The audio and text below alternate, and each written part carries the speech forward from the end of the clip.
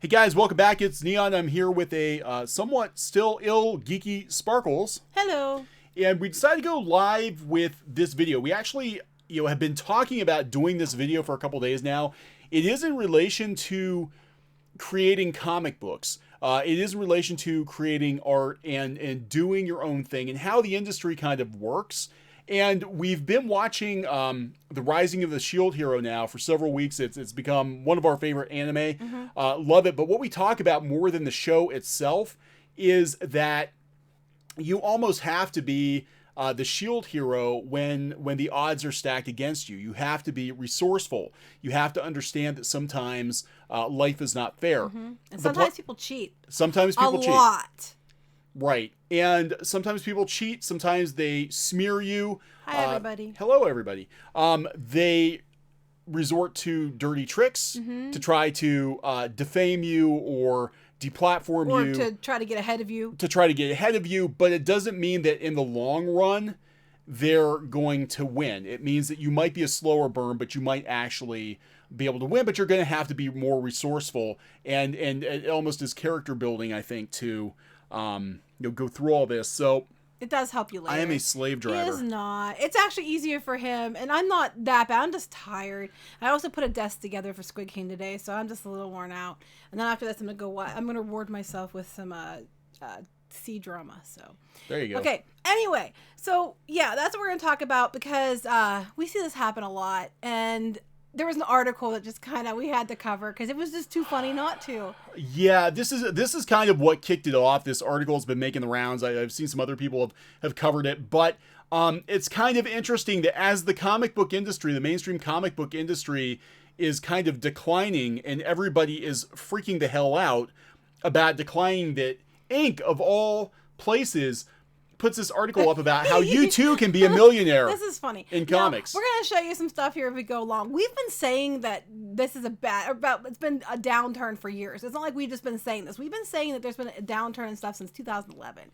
Anyway, but here's this one. You want to turn your comic book idea into $1 million business?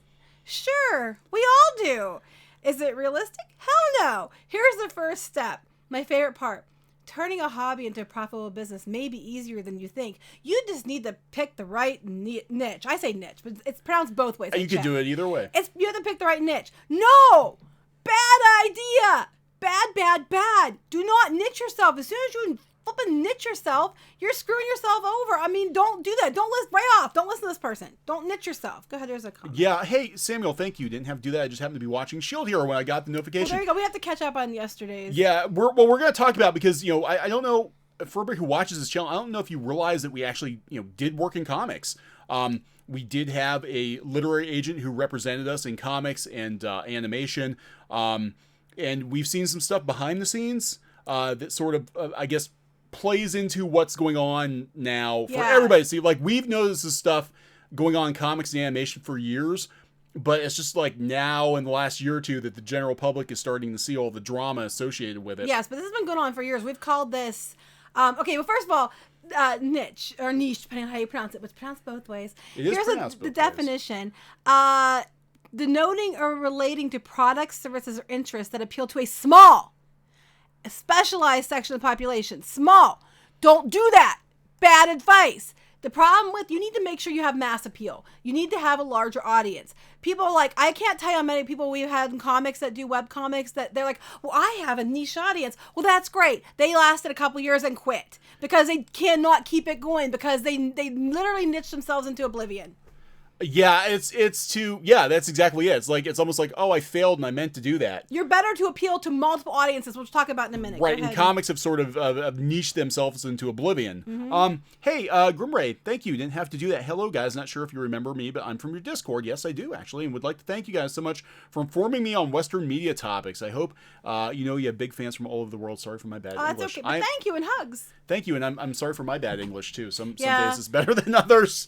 You'll probably learn a lot of swear words on this channel. You will. You will. So, okay, so let's dive into this article. Real quick before I was going to say one more thing. Oh, go ahead. About the niching into oblivion. It's like you are better to try to cast a wider net. Like with our comic, we didn't just go with one thing. We went with sci-fi, fantasy, steampunk, rom-com, and you can combine several different, different genres into one thing. And people think you have to stick to one, and you do not. If you can combine several different audiences, there's a lot of, that's how movies are successful. They're not just one thing. And this whole idea that you have to pick the right thing and be one small thing is completely wrong. Don't listen to it. Go ahead. Yeah. Okay. So this is really funny though, because there's been a lot of talk about how mainstream comics is on the decline. But this article by Inc. is like, hey guys, you can go start a comic book company and get rich. Trust me. Get rich. I don't know who this guy is. I don't think he makes comics. Comic books are kind of a big deal these days. Total revenue for the comic book publishing industry in 2018 was estimated to be $865 million. That's actually down about $200 million. That's down. But go ahead. And that's not counting peripheral sources of income from merchandise or high-profile movie deals. Okay, we'll go with the movie deals eventually. Yeah. I probably don't even need to tell you that half of the top 10 grossing films of 2018 were based on comic books, and 2019 is already on the same track for comic-related film popularity. Yes, with the big studios. The big publishers. Yeah, okay, yeah. Go ahead. Keep going there. So that said, the average comic book fan or aspiring artist may not have much faith that their nerdy pastime could be worth millions of dollars. After all, it's challenging breaking into an already saturated industry. Yes, it is. Sounds like an infomercial. Guys, it is saturated. That doesn't mean you shouldn't do it. You totally can do it. You just have to be smart about how you do it. What it is now, what it was like, in 2010 and 2007, is completely different. Back then, it was a hell of a lot easier to get in. Than it is now. It is much, much harder. That does not mean it's impossible. It just means you have to be smarter and better than what this dipstick tells you to be. Oh my God. It sounds like an infomercial. It sounds like one of those real estate. This person. But if you think about your hobby as a business and you're willing to invest in your personal success, you too could transform your passion for comic books into an institution capable of earning you a slice of that $865 million pie. Yeah, your tiny slice of $85 or whatever. Now, speaking of pies, I want to point out something. We did actually a podcast on this. Oh, I clicked on that. Don't add block. We did a podcast on this back in 2014. 5 years ago. About the shrinking webcomics pie, and that was about webcomics. But we've been talking about these issues for a lot longer than that. They used to bring us into conventions back when they liked us. Yeah. Until we got too too honest, and then we didn't get as many invites. It's not about being honest. We'll explain that later. It's not about being honest. It's the it is a pie. It is a pie, but it's a finite pie, unfortunately. And what they're not understanding is you either have to expand the pie or you have to think beyond the pie. Anyway, go ahead. Thinking beyond the pie. That's my new T-shirt. Think beyond the pie. Oh my God, that's what we're gonna change the channel name to. Thinking beyond the pie. That's right. It's better than fine pie. Fine pie. That just sounds dirty. It depends on the day. But thinking beyond the pie is going to be our new slogan. During the week of South by Southwest, my attention particularly was drawn to the sheer number of amazing comic book media companies out there. It is Pie Day, by the way. It is Pie Day. Yes, oh my God. Hello, Honey Candle Squid. Mr. Misty pointed out, and I'm like, oh my God, he's right. It is Pie Day. It is Pie Day. So here we go. And just how possible it is for someone with a great idea and an entrepreneurial spirit to become successful in that space. Oh God. Success stories. Now they're not going to tell you about the people who do it themselves. They're going to point to the biggest. They're going to point to DC and Marvel. They're going to point to DC and Marvel, which have been around for decades. DC and Marvel by next year. If you're just scrappy enough and you invest in yourself enough. Kirilu Stromboli, afraid I can't watch the stream. My depression is bad right now. I'm so sorry. I need to keep myself busy to distract myself. I've been there. I understand. Thank you so much. You did not have to do that, especially. And we understand. I've been there. This is going to be this isn't going to be the depression cast. This is going to be the fight back. There's hope, and we're going to explain. There's hope. There's a point to all of this. Yeah, there is a point. It's easy to be intimidated if you're comparing your idea to the stories told by the long-standing read the entire article. Legends of the comic book industry. Okay. Okay, so they're talking about how Marvel was on the verge of bankruptcy. They're talking about how Dark Horse Comics got started by Mike Richardson in the 80s. Back in the 80s, again. In the 80s when the direct market was healthy. God, this guy. And he started a comic book store to launch Dark Horse. Then they talk about these companies I have never heard of. Self-publishing is expensive, and most people won't have enough idle cash to launch a publishing company the way Dark Horse did in 1986. Yeah. When the industry was very healthy. Oh my God. But there are ample resources available to modern artist-turned-entrepreneur types to make a comic book dream a reality. For example, Herowood Comics launching in just a few it's days. not even out there. What is this? Wait, is this a whole article because his friend owns Herowood Comics or something? I don't even know what this is. I don't. Should I look at this? I'm afraid Go I'm going to ahead. see. I don't know what this is. All right, let's go see what Herowood is. Okay. What the hell am I looking at? Join the mailing list. Okay. You know what? There are these places. There's so many. There could dime a dozen. Anyway, okay, apparently he probably has someone that's a friend of his at Herowood or something. And a new comics label from scratch. And Comics Lore is a brand making and startup process even easier. Wait, is this an article to promote Herowood Comics, and that's Comics Lore you can go to buy to get your making that start process easier as a dick. This is okay. This sounds like he met some people. He took one lap around South by Southwest, just randomly picked out a couple of people and said, yeah, oh, look, you're starting your own company. Cool. I want to write an article about that. I don't know. We have no idea what the hell we're talking about. I don't know. Anyway, defining your role. Defining your role. Okay, I love these are the ways that you make comics. Real quick before we go there. Okay. It's funny because this one article, what was so great about this article was people on Twitter universally hated it. It didn't matter if you were anti-Comicsgate. It didn't matter if you were Comicsgate. It didn't matter if you were none of the above. Everybody agreed. It was full of shit. It was glorious. This is people who have never made a comic in their life and barely read comic books telling other people how to make comic books for a living. Yes, Raftalia does have brushable hair. She and does. It's red. It Yay. is. Go ahead. It's possible to make money with comic books in several ways, depending on your existing skill set and what you're hoping to achieve. For example, you could open your own comic book store. Let's go and open it. What? Just go ahead and open your own comic book store. Opening your own comic book storefront would require a significant injection of capital, but it's a viable option for the non-artistically inclined who still want to make money on their favorite hobby. Dude, where have you been? Comic shops are closing at a frighteningly quick rate. You're not going to make money opening a comic book shop in 2019. Where the hell have you been? I don't know. Where the hell have you been? I love this. Attempt to sign a major label. Oh my god! And it doesn't work like that. You can just get What is this, like a record label? You're an artist or writer. You can pitch your work to a major label. Okay, you know what? Here's a couple things here. My god. Pitching. Okay, if any of you guys are interested in pitching something, okay, we're gonna give you some help. Okay, pitching something. The first thing I recommend you doing is if you find you're gonna pitch to some different labels. Labels. Go to their site and see what their criteria is for pitching. Some places will not accept submissions, and you can try, but they're just going to throw it away, and you're just going to tick them off. The ones who are accepting, you look and follow what they tell you to do. Do not, do what you want to do. Follow their submission guidelines.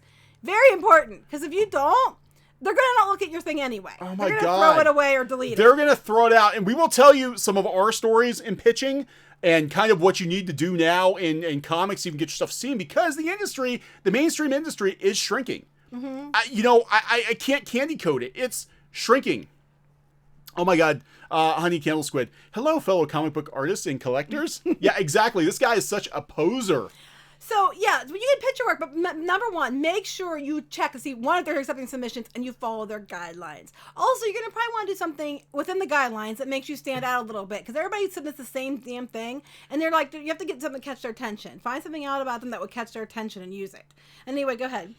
Sign to an indie label, because it's that easy. Because going to Image is so much easier. Indie publishers have a lower barrier to entry.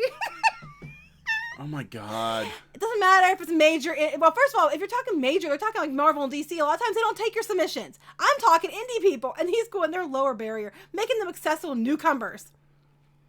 Oh my god, dude, really? But you still need a portfolio to even be considered. It's more complicated than you think. You need way more than that. It is much more complicated than you think. Again, go find the publisher, find their submission guidelines. Oh my god. You're better off trying for an indie. You're probably going to get somewhere with them before you do with a major label. A major label. And I'll tell you what, if you're talking about graphic novel markets and things like that, and publishing houses, you can't even talk to them unless you have an agent or they find you. So if you're talking like Scholastic or First Second or those places, they're not going to look at you unless you run into them at an event and you get their attention on your own, which we actually got their attention on our own before we got an agent. We did. But that's a whole other story. You are going to have an agent to approach, and this goes for animation too. If you have an animation pitch, a lot of studios will not even listen to your pitch unless you're represented by somebody, because they don't want to be accused of stealing your ideas. Yeah. So this, you don't just get to walk in and pitch your work. It doesn't work this way, especially for a major company, a major publisher, an animation studio. That's not how it works. They'll find you. If you see them at a show, you might get their attention, but you just don't get to walk in like that. That's not how it works at all. Not at all. Or just go start your own label. If you have time and money, you could launch and market your own comics. However, if you fail to generate ample support in the first few years, you could quickly go bankrupt. It's not as easy to start your own label either. We have had actual big pros, I'm not going to say who, approach us wanting us to start a comic label. I would like to do, Clownfish comics. Sounds like fun. Yeah, it does sound like fun. I don't have the money or the time to do it. Yeah, it sounds like lots of fun. Can you imagine? I know what's involved, and I don't have the money or the time, and it's not that easy. I mean, okay, I'll just make my own. No, it's not that easy. But go ahead. If you have the money and time, do it. Let me know so I can. People are asking about an agent. We had an agent. We parted ways with the agent. Will not name names as a professional courtesy, but our agent did represent a lot of the agented comic book artists. That are the ones causing a lot of trouble. They're the ones who are quite noisy on Twitter. But we parted ways over an animation deal. It's complicated. Well, that and the fact that they stalled us out. They did jack shit for us. Yes. And then, they wouldn't even follow us back on Twitter because we were the wrong kind of people. Anyway. There are politics at work, and we're not even the wrong kind of people. But we are yet the wrong kind of people. And you'll find out that the comic we're not talking about believing Democrat or Republican. We're just talking we're the wrong color, wrong gender, wrong age, wrong orientation. We weren't trendy. We weren't trending. That is our opinion. We weren't trending. We're straight white married. So you can imagine how well that went over. It's not sexy. Anyway, I think it's sexy. We weren't the right buzzwords at the time. We weren't the right buzzwords. So there's a lot more to it than just pitching your work.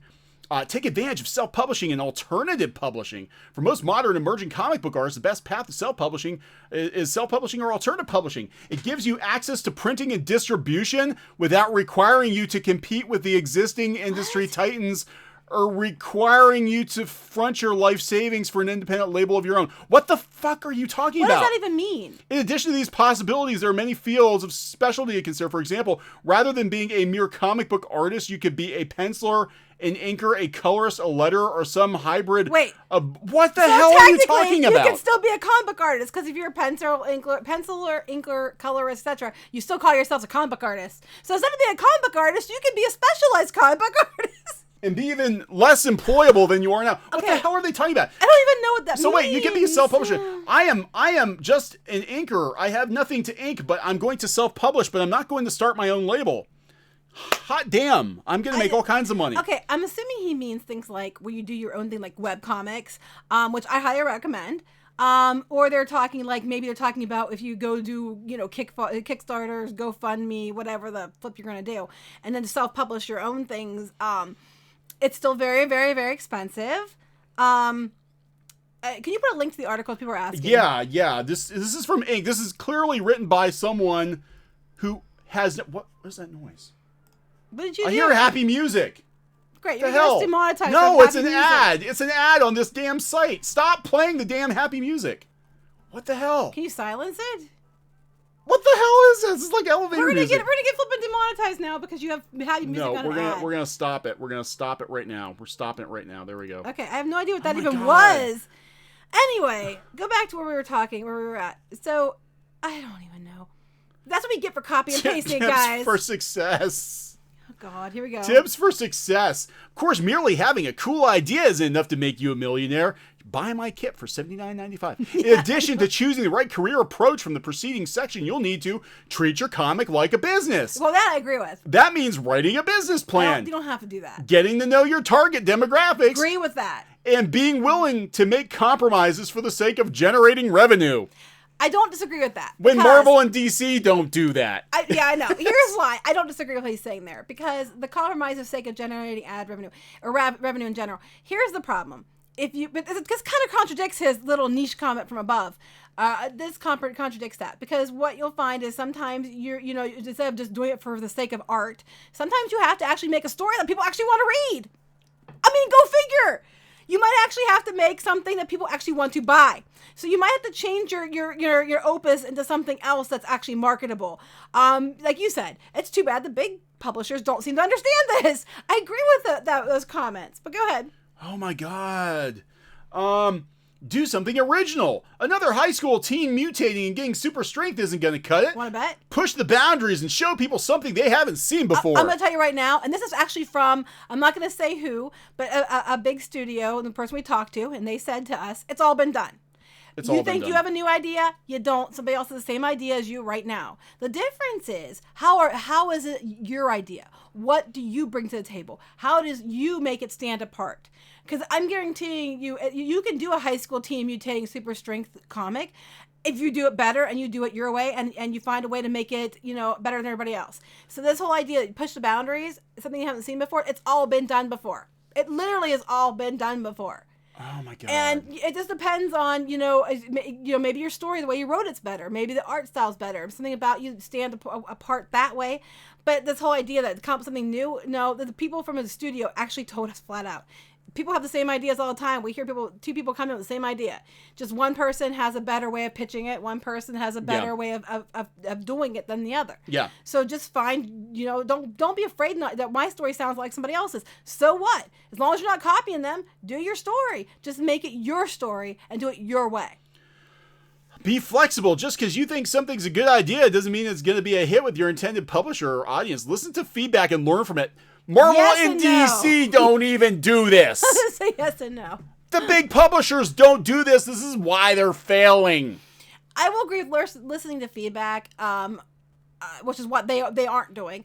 Now, granted, not all feedback's helpful. Not all feedback's correct. There's a difference between negativity and honesty, and people don't seem to understand that. They don't want to hear any criticism, and there's a difference.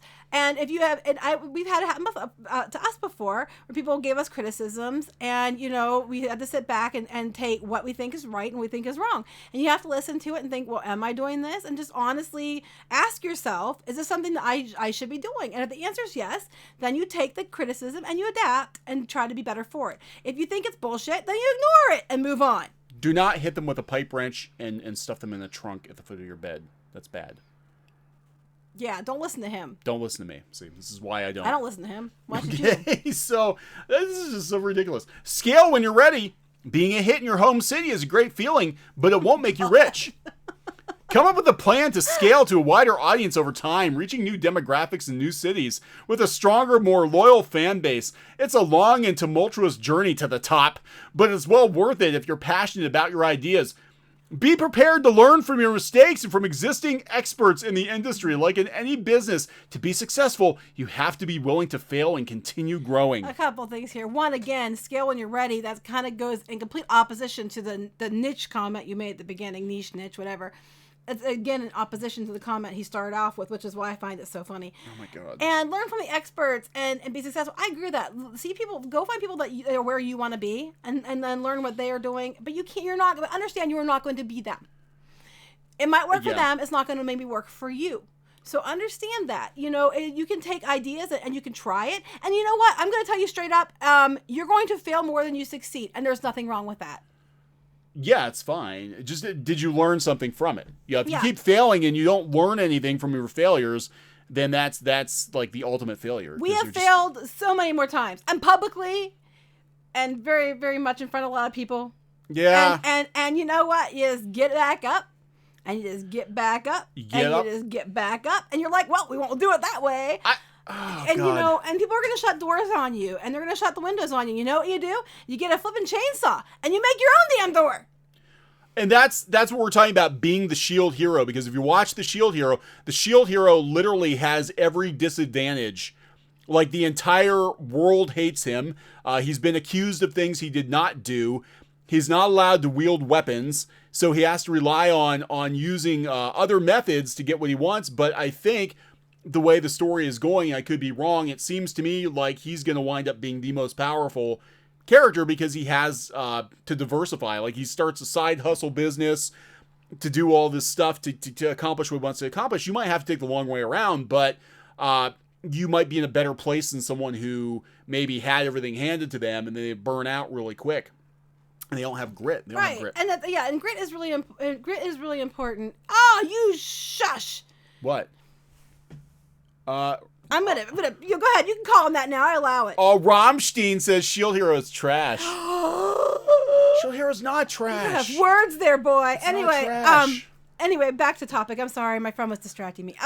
So anyway, it's just you're going to have failures, but the difference is you have to be stronger and you have to learn from them. Because I'm going to tell you right now, people are going to keep you down. I'm just going to tell you straight up, they're going to keep you down because we learned really quickly that people who seem like your friends are your friends until you get ahead of them, and then suddenly they're not your friends anymore, and they do all kinds of crappy underhanded things. So behind the scenes, now there are multiple levels of the comic book industry, right? You've got the people working for, well, it used to be that there was, definitely a separation between the people who worked for Marvel and DC, and then the next layer down would be like IDW, Dark Horse, whatever. And then you had people working over on the publishing side of things, like Scholastic and First Second, the more the mainstream, cartoonists.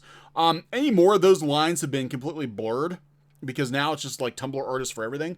But like, it's become a problem. It's become a problem because they're bringing the attitude with them. Blue Bolt, thank you didn't have to do that, Team Shield. I agree. Yeah. That's our new thing. See, that's what we have to say to you. So, I think really what happened was because, they started, now we can talk a little bit about this nugget, which was dropped this week, and at least Dan DiDio had the good sense to admit it. He said the talent pool is shallow in comics right now, and we've said before that we think a lot of the behavioral issues by professionals in comics is because they're basically getting what they pay for, and they're pulling people into comics who are just happy to get paid something to do comics, which is also why the quality of work is taking a hit, but it's also why the professionalism is not there, because if they're not doing comics for whatever publisher, they're probably bagging groceries or something because they don't have any other skill sets. The people who are actually really, really, really good are probably working in movies or video games or TV or something else. They moved on to something. They moved on. I mean, they moved on to something paid. And on this whole idea, real quick, I want to cover that too about the whole movie. You're gonna get movie deals. Okay, we're gonna talk about the movie deals for a minute. There's a difference between being optioned and actually having a movie. And the difference is you can be optioned for a movie deal and you don't get a lot of money a lot of times. Some people do, some people don't. But option just means it's an option. And I know for a fact that there are studios out there that will literally go out and option a movie for like $10,000 or something. People are like, oh my God, I'm going to put out the word, I got optioned. But the reason they optioned it was because it was very similar to something they were doing now or going to do. And they want to make sure they block you so you can't go out and put a movie in competition with them. Yeah, I've seen this happen with comic book artists a lot. And they get all excited. They're like, oh my God, We've been optioned. It's not We've been optioned. We've had multiple options. Getting an option is not the same as getting a green light. They will give you a sum of money to basically sit on the rights to your idea for X number of years. Right. And like Geeky said, in some cases they do it because they know they have another movie in development, and they want to keep you from going to another studio, so they cut back on the competition. They're not doing it because they have any intention to actually make your stuff. And sometimes they might intend to make your stuff, but budgets happen, the economy happens. Change in leadership, all kinds of stuff. And then it's optioned, and then a lot of times it's only for a set amount of time, and then unless they completely buy it outright, it's optioned for a set amount of time, and then you're free after so long to pitch it to somebody else. But just having an option for a movie deal does not mean you're going to get a movie, and people don't seem to understand this, or a TV show. It also means if you get a movie deal, that doesn't mean you're getting a lot of money either. It just depends on the contract. It depends how good your agent is, how good your lawyer is. There's a lot of things it depends on. You're going to get millions from a movie deal. It's like, no. There are people who have had successful movies made of their comics who are still basically poor. Yeah. Because either the money came on one lump sum and they burned through it, or, Hollywood accounting. I mean, according to Hollywood accounting, Return of the Jedi has never been profitable enough. Yeah, I was going to mention that. To give David Prowse a check for Darth Vader. Yes, because they're going to make sure it shows as a loss, no matter how much money it makes, because then they can get money back on, taxes and things, and they don't have to pay out on other things. So yeah, you have to be really careful with a lot of this stuff. But anyway, go back to your talent pool thing. Okay, so I've said before, this is way before we had the number of subscribers we have now. I said that basically, I think a lot of the behavior by comic book pros on Twitter can be traced back to a lack of money. I think when the money left comics, so did the professionals. Again, that's a very broad statement. I'm not saying everybody. There are a lot of people still working in comics who I consider professional. But the general decline in professionalism, I think, has come from the talent pool being, people that just frankly, like I said, if they weren't bagging groceries, they really wouldn't be doing it. So now they're drawing comics. Charza says the creator of 70s Ghost Rider is an ideal example. Yeah, he had nothing. They sued him. Cesario, thank you. Didn't have to do that. Saw your boy Zach's take on this article. He proved that you can be successful despite the naysayers. Right. And I see a different take on the article. Yeah, and I want to talk about that because that's really where things are going, where you have to be like, and there are a lot of comparisons, I think, with guys like Zach and EVS being kind of in the Shield Hero situation where the entire world and the media are against them, and they have to be more resourceful and more creative. Well, I think in general, most people, let's be honest, most people aren't going to be getting big deals with publishing companies or things like that. Most of us aren't. That doesn't mean you're not going to make money or be successful. Webcomics for years have been doing huge crowdfunding campaigns. I mean, we're talking some have gotten $1 million plus for some crowdfunding campaigns for these things, just because they had the audience or they had a unique idea, or they spun it off into other things like gaming and things like that. So this is not a new thing. This is not. You do not need them. Even though they want to make you think you do. The publishers, yeah. They do. They try to make you think that you need them. You do not need them to be successful. You do not, which is where we were going with this. You do not need them. And as for like the talent pool available, my thing is it's funny because I'm looking at some of these people's work, some of the writing and some of the art on this, and I am not exaggerating. I've literally had 6th, 7th, and 8th graders do better work than some of the work I'm seeing. Oh my God. Literally. 6th, 7th, and 8th graders. I'm like, you should go apply for these publishing companies because you probably do really well because you're better than who they're hiring. So, yeah. I'm just like, well, especially in the book publishing, there's a lot of really simplistic artwork, but it's like the darling of like, Publishers Weekly and all these like, oh my gosh, stick figures, aren't they so simplistic and eloquent, and the thought that they put into these. One of the most popular webcomics of all time was a stick figure comic. Yeah, Wimpy Kid makes more money. I think Diary of a Wimpy Kid makes more money. And it started out as a webcomic. It did. So, I mean, I'm just saying, can you do it? Yes, you can do it. People are doing it all the time. Like you mentioned, Zach EVS are doing it. Other people are doing it every day. You do not need them to do well. They will. Now, this is one thing we did learn. This is just anecdotal, and we'll talk a little bit about this. There is a system set up in publishing, especially in the publishing side of things, the book publishers, where, again, this is where the agent comes into play. This is where the network of editors come into play, and their connections to Hollywood come into play, where they want you to plug into that system. But there is, and we've talked to multiple agents, there is an attitude of you should just be lucky that you're here. Yeah. Even though they're not actually generating. You, and they act like you owe them, that you have to meet their criteria, and they work for you.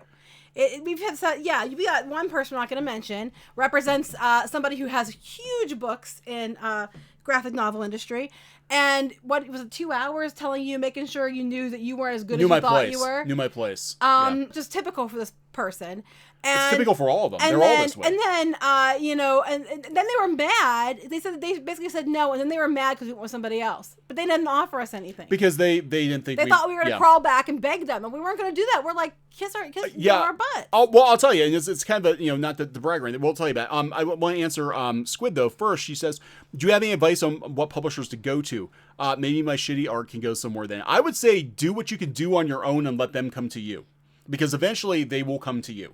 But anyway, you can still approach them, but don't bank on it. You have to understand too, with a lot of these books, especially if you're talking like like the publishing marketplace, more so than the comic marketplace, they might only have spots for 5 or 6 books a year. Yeah. And I guarantee you already 3 or 4 of those spots are taken up by people who already are in there with agents who are their friends. I've seen people who don't pay out on their books, which means they don't earn out. They don't actually go beyond getting their advance because it didn't sell enough. And for some reason they keep getting 2 or 3 or 4 book deals, even though they didn't earn enough the first time. Because they're plugged into the system. Because they're plugged into the system. And it is a system. Now the situation we had, we actually, and I don't care, like, as far as I'm concerned, if we do ever get another agent, that agent works for us, and that agent is going to learn real fast where they fall. That's why we had trouble getting an agent. Well, the thing is, though, exactly compliant. So people have a really hard time getting a literary agent to do comics work. We actually had kind of a choice between the top 2, and we talked to both. And the one I'm like, I think she's full of shit. So we went with the other one, and then the other one turned out, because we were non-compliant, and really Wrong people. we were the wrong people. We basically got into pitching graphic novel projects around 2013, which is where the big change happened. That's when the big change. Been there an hour or a year earlier. We've been there a year or two earlier. A year or two early, I think we would have gotten something. But we actually had the particular agency that we worked for had other clients that were pitching similar projects to ours. Mm-hmm. They were the right kind of people. Mm-hmm. They got their projects greenlit. Ours did not. We were actually stalled out by this person for 6 months, and I kept saying, this isn't right. We talked to some other people who know, and they're like, no, that's not right. It's not right. It's how they control the market. It's how they control the market. They use agents are basically, at least, again, this is on the publishing side. Now, agents are becoming more and more common in actual comic book circles. We're seeing more and more, especially with publishers like Oni Press or IDW, where it could cross over into like book deals. Even Marvel, a lot of times they've got their comic book agents on speed dial. They call up to get stuff done. But they're sort of like the first line of defense, I think, for a lot. That was not the case 10 years ago, but it is the more. First line of gatekeeping or defense? Gatekeeping. Yeah, the first line of gatekeeping. Gatekeeping. Yeah, I'd say I'm gatekeeping. sorry, it's not defense. It's the first line of gatekeeping. It's if they're defending the other side. It's first line of gatekeeping. Right. So no, we don't take shit. So once you get past that hurdle, then you've got your agent person who can work as a battering ram to get their clients in, and they do. Like I said, I'm not going to say what agency it was, but it was literally one of the top agencies in the country for both prose and comics and everything else. It was a big one. And it just, at the end, we was wasted time for a year. It was a waste of time. And it didn't help that the agent wanted to pitch something that was not what we wanted to pitch, because we had a lot of interest in another story.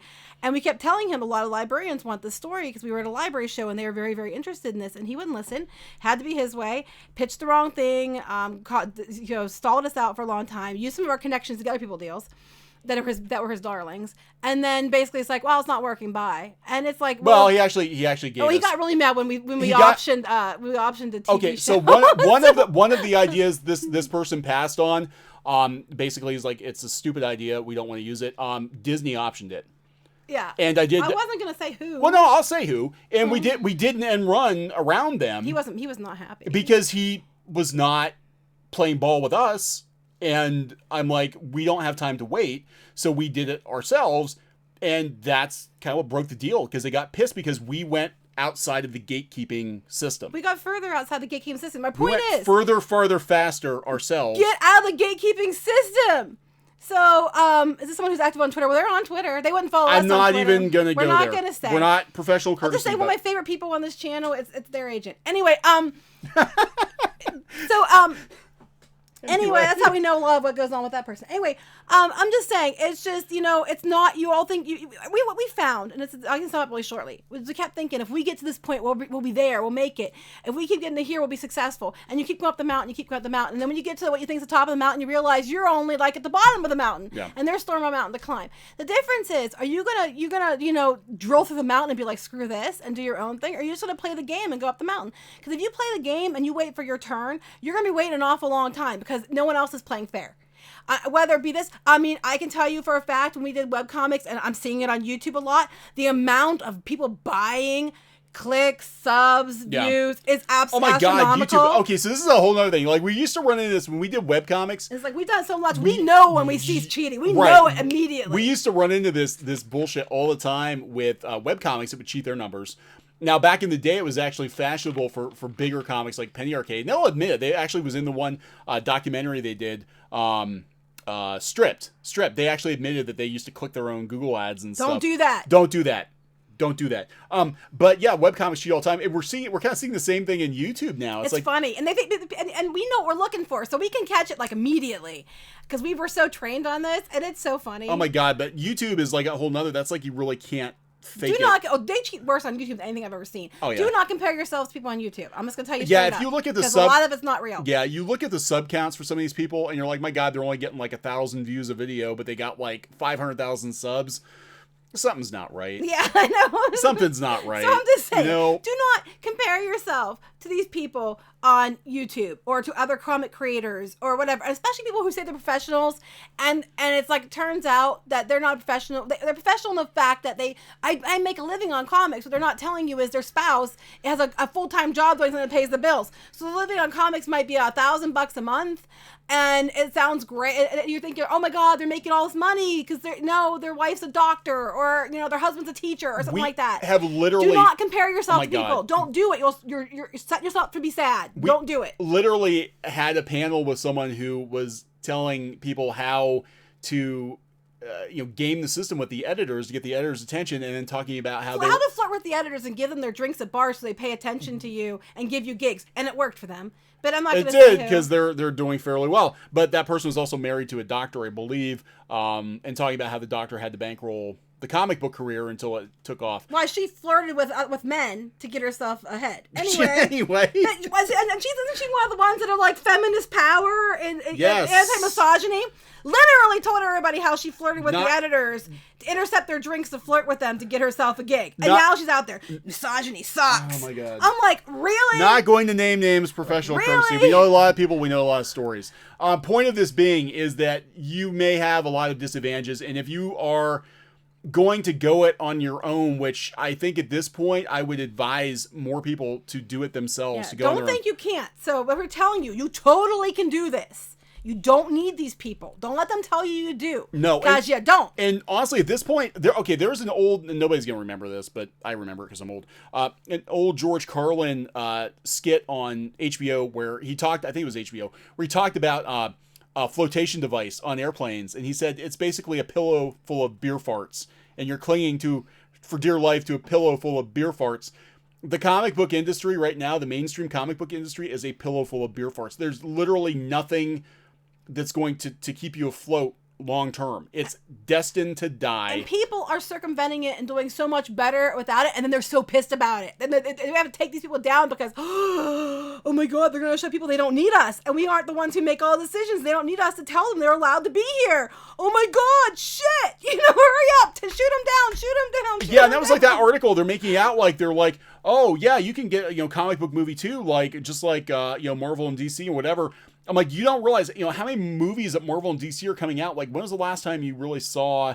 I mean, Alita, I guess you could count as an indie comic, but it was a huge manga, and it was in development for like 20 years. Mm-hmm. James Cameron was developing for like 20 years. Like, you're not going to see some random indie comic book get picked up, and turned into some major tentpole franchise. I don't think. I think Marvel and DC pretty much have it locked down. You've got Disney and Warner Brothers competing at this point. So, Ray Beckman, why does the comic industry have its own fixer to sort out their creators? That's a good question. If we knew that, we'd all have a lot more money and a lot better comics. I'm just saying. So I'm just like, and then I was going to tell you guys, don't give up. You don't need them. They're going to tell you need them. You don't. So first of all, you just have to be smart. You have to be creative. You have to, network, and you have to be like, you're not telling me no. You're going to shut the door in my face. I'm going to go in the window. You shut the window. I'm getting a chainsaw. You gotta be tenacious. But I was just going to say about us doing these videos. What were you going to say? Oh, go ahead. No, go ahead. What were you going to say? I was just going to say they talked about The Walking Dead. I said, yeah. And there was a lot that went into that because that was, Image, and Image is hard to even really consider Image like indie, because back in the day it was kind of, a bigger deal, I think. And things are different now than they were. Things are even different. 10 years, 5 years ago, it's completely different than it was even 5 years ago. But I was just going to say, when we do these videos and we do this channel, I don't think people realize, we gave up a lot of stuff to do this. Yeah, we're going to talk about that. Go ahead. No, you were going to say something. No, I was going to talk about that. Go talk about it then. Okay, so again, because we worked in the comic book industry for years, because we had connections in comics and entertainment and animation, all of that, just us doing these videos, this channel has cost us professionally. And we knew it was going to do that. We knew it was going to. We got so tired of the garbage and the lies, we felt like we had to do something. We also knew that you know, and really what... We were the wrong type of people anyway, so what difference did it make? We knew we were not going back to it. We knew that there are better ways to make money than to play that game. Because it was a game where you're going to lose. You're going to lose. When you can make more money talking about comics on YouTube than making comics, there's something wrong. Yeah, because we're talking even graphic novel advances now. They were higher. Like back in the day, I mean, you're talking maybe $25,000, $35,000 advance. Sounds like a lot of money until you realize they break it up into 3 or 4 chunks of the course of multiple years. Multiple years. Like it might be 3 or 4 to even 5 years. They pay you that. And now it's like down to what, 10? We have heard, I can't verify this, but we have heard that Scholastic was paying new graphic novelists like $5,000. You have to understand, that's like, 3 years worth of work. 3 years worth of work, $5,000, and if it doesn't earn out, they basically your advance is a loan against the profits. The profits the book will make. So you basically have to pay back all the publishing costs first, and after that, then you get profits on top of it. Sometimes a lot of these books never get royalties. Mm-hmm. They never earn out. They never earn out, which is what I was saying. And for some reason, some of these people who they pay on the ER get more book deals. But excuse me, I was gonna say we knew we weren't gonna get anywhere. We saw a lot of crap going down. We knew it wasn't right. We knew a lot of people were getting thrown under the bus. We knew some of the people who were involved in the crap that was going on. Yeah. Which really, to be honest, that like set me off. Like I'm like, we have to say something. We cannot just keep sitting here not saying anything. We can't sit by and let this We happen. did, which cost us a lot. Immediately it cost us a lot, and we still gain a lot, but it cost us a lot. But the reason I'm saying this is because there's a lot of stuff out there, and people are like, why don't you cover this, why don't you cover that, why aren't you jumping on this, why aren't you jumping on that? We are selective about what we cover, and there's a reason. One, we have to be interested in it. Two, we have to be interested. We have to think it's something like, this is shit and we're going to say something. Yeah. And 3, it's like we are not, there are a lot of people out there and they just jump on anything they can jump on because they don't have any experience. They didn't work in the industry. They don't know these people. They just want to get hits and money. And they don't want to work retail, which I understand. I mean, I worked retail before. It sucks. Yeah. You worked at a restaurant and retail. It sucks. I understand that. They don't want to go do that. Don't blame them. I wouldn't either. We still have friends in the industry. We still have contacts in multiple industries. We can't go guns blazing without doing damage to sources. People come to us. I mean, with the stuff going on in the animation and all that, trust me, we have people calling us on the phone, big people we can't talk about, talking to us. If you knew the people. Yeah, just like 2 weeks ago I had lunch with you. Shit. Yeah. But so we can't say who. But what we're saying, like, we're not coming at this as we're just trying to jump on whatever trigger words, the big trigger word of the week, and trying to just do this for money. We have a reason. We want to see people succeed. We want to help people create. We want to create. The goal of this channel is so we can create more things because we want to create things. We don't want to just like piss on things, even though Shira is just asking for it. Anyway, I'm just Shira's a complete fail. Shira just asked for it. I'm sorry. It just asked for it. Shira asked for it. I have to cover that one. It's like, do we got friends working on that show? No. Okay, guns. Well, we know people that know people at that show and they hate us. But Shira's asking for it. We do know people who hate us, yes. Anyway, yes. I'm just saying, the only reason I'm bringing this up at all is because we want to see you succeed. We want to see more creation. And that's when people ask, why aren't you covering this? Why aren't you covering that? Why aren't you jumping on that? We don't always jump on everything because if we don't know enough about it, we're not going to cover it anyway because we don't feel like we're doing what we should do. If we're not just gonna jump on it because we don't want to work retail or we just want to make more money this month. I don't know what the hell I'm talking about. Let's make 15 videos about it today. Yeah, we don't do that. That's not how we go. That's kind of dumb. I'm just saying, guys, that's how we go. And if people ask us why we don't cover stuff, we're not being mean. We're not ignoring you. We get so mad when people tell us we're shills and stuff. It's like if you knew what we gave up to do this, you would be. Yeah, that's what pisses me off immediately. So. Just to give you an idea of what the climate is like in the comic book industry right now, just coming out and sort of speaking out against some of the shenanigans in the industry, right? Because we thought it was the right thing to do, and not going hard in the paint, but just saying like, look, there needs to be more professionalism. We're just mostly trying to call it reason. Right. There needs to be more professionalism in comics, and the comic book industry is damaged, and here's why, and here could be what's causing it. I lost virtually all of my contacts on Twitter. Like everybody just like silently unfollowed me.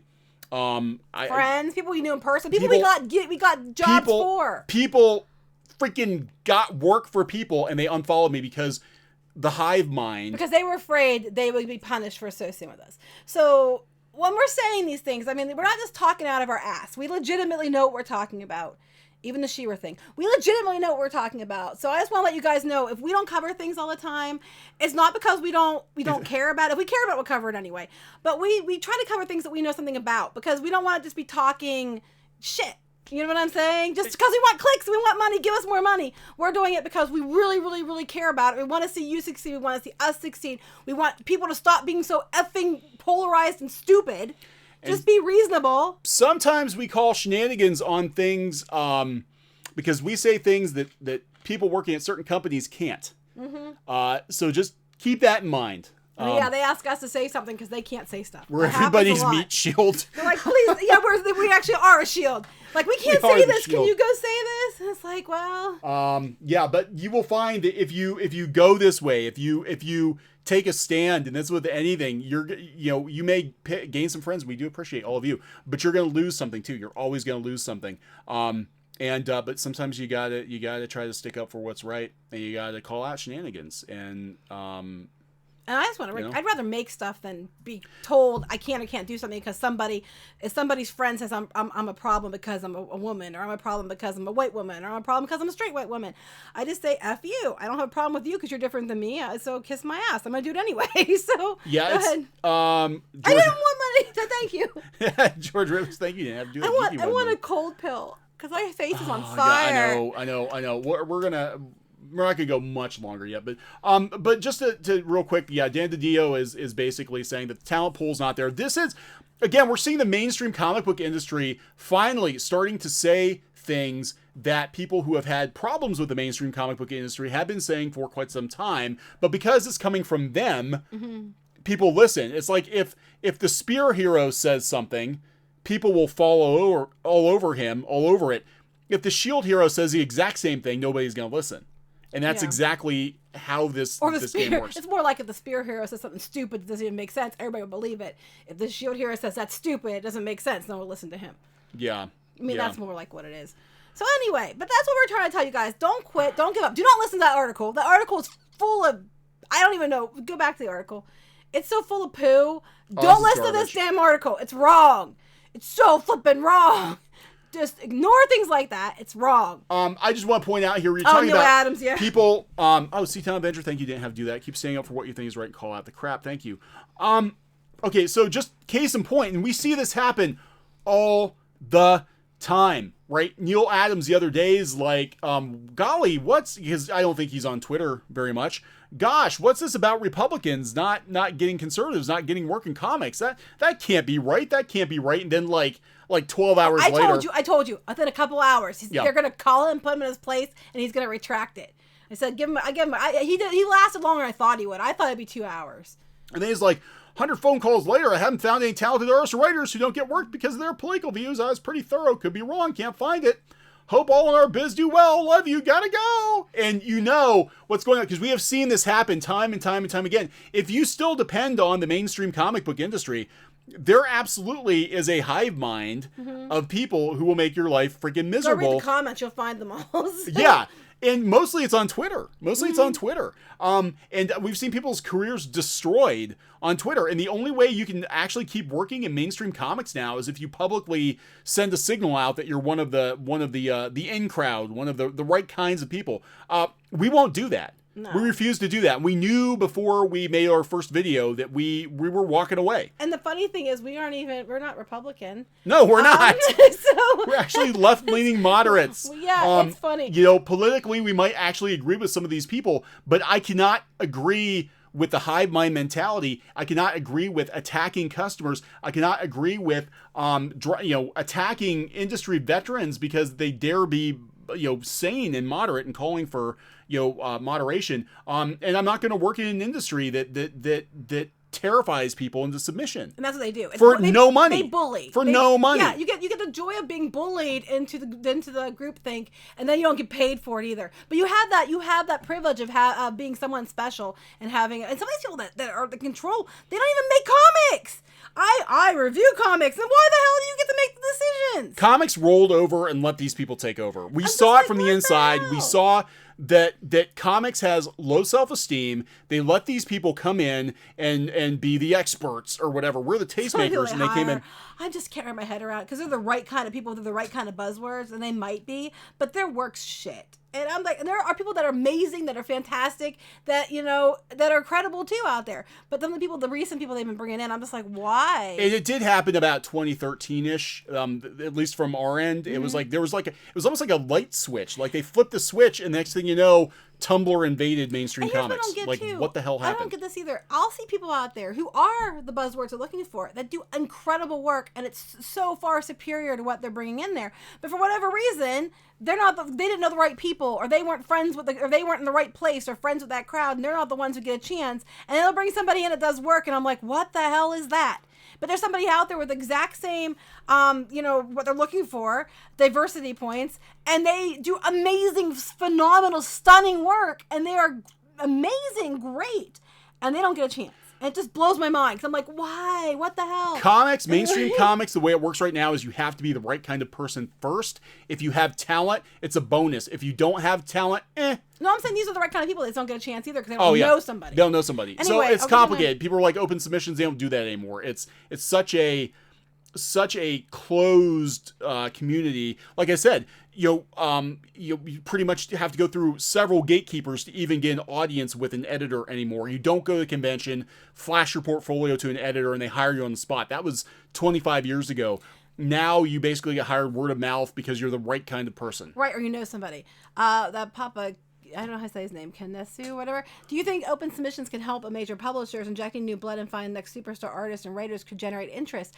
Here's the problem. Even if they do open submissions, which they don't do anymore because it's too much of a hassle, anymore, the takeaway is they come to you, and even if they did open submissions, they already have in their head the type of people they're looking for. Like I said, there are people out there that are amazing and incredible, and they're just not, they don't know the right people to get the chance. And even if they had submitted, it doesn't matter. They're going to already hire who somebody else already told them they have to, because they're the group mind, and they're in charge. Some reviewer on something said, this is the best person ever who happens to be my friend. Hire them, and they do. Yeah, and a lot of times the editors now are lazy. They're basically interns, and they will just hire whoever they've heard of.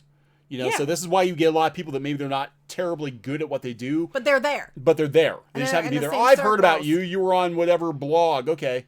You're hired. You're good. You're hired. So it is a cronyism. Someone said about cronyism. Yes, it's cronyism. Yes, exactly what it is. And it's just, it was always like that. I'm not gonna lie. I mean, there was a lot. If you had like it is now. If you had friends, you could get ahead further faster. Well, that's how I got. But you had to have, but you still had to have talent back then. I had to try out. You still had to be able. You still had to audition. You still had to be. Oh, then I love the one too. My favorite is, when you try out for publishers, they will always make you do a tryout. I mean, well, they used to. And you would do the tryout, and you wouldn't get paid for that because it was a tryout. It was to see if you could do it, and then how much time it took you, how good you were, etc. People are a few years ago, same people now are getting in, we're screaming about, I should be paid for my tryout. It's like, you don't get paid for a job interview. Why did you get paid for a tryout? And then you can't ask me to do this work for free. It's standard. They do. Oh my God. And they can. They Deviant Art. We got jumped one time. We were looking for a colorist. And we're like, just give us, a sample page or whatever. And here, if you want to try out, here's one page, color sample, and let us know. Oh my God, how dare you take advantage of people? I'm like, it's not even going to be published. This page was already published. It's just a black and white sample. Every publisher back in the day would make you try out. Even if you had an in, even if you knew the editor, you still had to draw a couple pages of sequentials to make sure you could do it, or you had to color pages to make sure you were good, because sometimes people fake their portfolios, or they might have spent 20 hours on one page, but then when it comes down to it, crunch time, they can't draw pages. 20 hours on one page, and you had to have a time frame. So yeah. Anyway, there's so much going on here. We can go on. We can make this into like 10 different videos, because we've been around animation, comics. Gosh, what else? We've done lots of stuff. Hollywood, stuff that's not, stuff that we can't, that isn't even related to what we do here, but we do something else completely different. That's all media and PR. So when we say what we're talking about, and we say we think this is what's going on, it's not because we're just pulling out of our ass because it's the buzzword everybody's sharing. It's because we actually know people, or we've actually been there, or we actually know something about it. Yeah, the funny thing is, everybody, for everybody dumping on Hollywood, Hollywood's actually, I think, more sane than comics is right now. They're actually, they're heading that way. They're heading that way, but there are a lot. I guess since there are more jobs in Hollywood and we're dealing with larger amounts of money, that the chances of finding some sane people, maybe not directors, maybe not, whatever, but people like behind the camera. Yeah, we've talked to people, and they said that that are from Hollywood circles and things, and they said that people over there aren't as bad as like comics. Comics are far worse. We've actually talked to people who do both, and they said the Hollywood crowd is much more reasonable. So anyway, we got to wrap this up because I really don't still feel very well. Yeah, I think we're going to wrap this one up. We just wanted to get this out there that if you guys want to make comics, because we do have a lot of people that follow us who want to make comics or make their own stuff, you're going to have to be like the Shield Hero now, because you can do it. You can make money. I mean, people are showing you every day that they can make money doing comics, but you're going to have to be more resourceful. You're going to have to kind of, blaze your own path, come up with more clever ways of doing things. You're probably going to have to be more entrepreneurial. You're definitely going to have a thicker skin. And you might have to come off like a dick for the greater good just to be able to get shirt. Be a dick for the greater good. Sometimes you have to be a dick for the greater good. There you go. That is my mantra. I like to take one for the team. No, I'm kidding. I'm sorry. Whoa, that escalated. I'm sorry, I'm sick. I'm allowed to make bad jokes. Anyway. All right, guys. So I think we're going to wrap this one up. Geeky's not feeling too good. Yeah, don't listen to this person. He's an But it's not going to be easy. You can do it. There are definitely ways to make money doing comics. Just, you're going to have to think outside the box. You have to be, and don't give up. Don't give up. And you're going to get shit. Especially if you're trying to work outside the mainstream comic book, they're gonna shit on you. Just try to stop you. Especially if you start getting somewhere, expect crap. Because you're going to get it. Do not judge yourself against others, because a lot of times others are not where they're lying. It's fake.